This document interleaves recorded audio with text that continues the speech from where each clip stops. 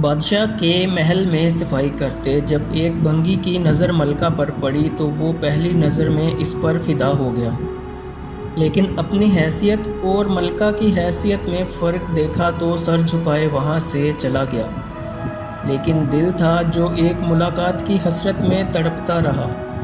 عشق کی بیماری نے جسمانی بیماری کا روپ لیا اور وہ بستر پر جا پڑا۔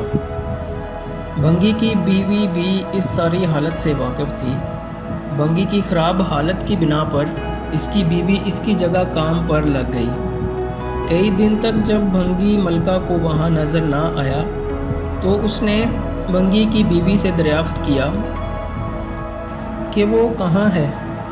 بھنگی کی بیوی یہ سوچ کر گھبرا گئی کہ ملکہ کو اصل بات بتا دی تو نہ جانے کیا حال ہوگا ہمارا، لیکن ملکہ نے اس کی گھبراہٹ جانچ کر اسے اعتماد میں لیا اور حقیقت پوچھی۔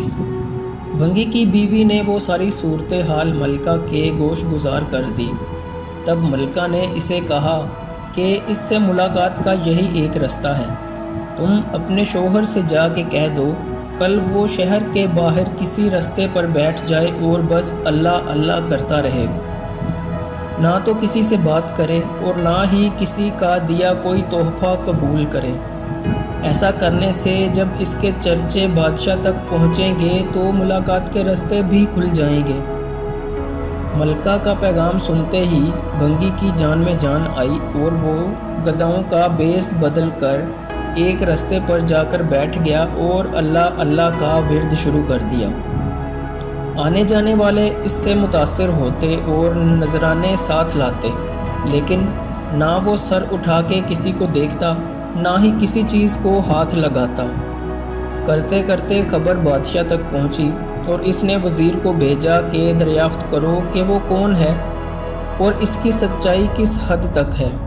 وزیر نے واپس جا کر بادشاہ سے اس کی بہت تعریف کی۔ بادشاہ فیض پانے کی غرض سے خود چل کر اس کے پاس گیا۔ جب ہر طرف اس کے چرچے ہونے لگے تو ملکہ نے بادشاہ سے اس نیک انسان کی زیارت کی خواہش ظاہر کی۔ بادشاہ نے اجازت دے دی۔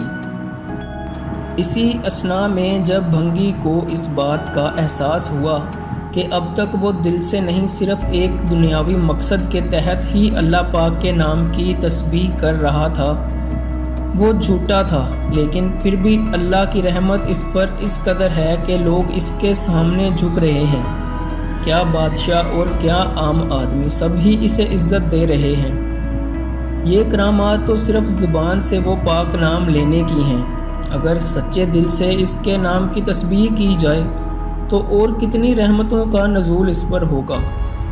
جب ملکہ اس کے پاس پہنچی تو اس نے سر اٹھا کے اس کی طرف نہ دیکھا، پر وہ مطمئن ہوئی کہ کوئی آج اس کی وجہ سے اللہ کے قریب ہو گیا اور وہ روتی ہوئی واپس اپنے محل چلی گئی۔